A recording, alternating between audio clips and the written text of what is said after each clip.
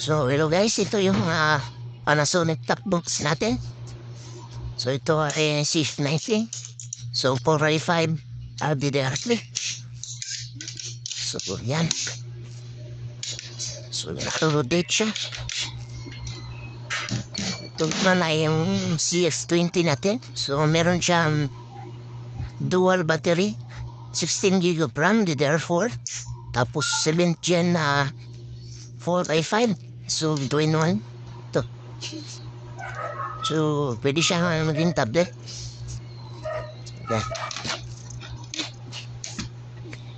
So, sobrang tagal malublock kasi dalawa yung battery. So, meron siyang 16 GB of RAM tapos 512 GB na SSD. So, ito yung pinakabago natin na tablet. So, sobrang laki niya.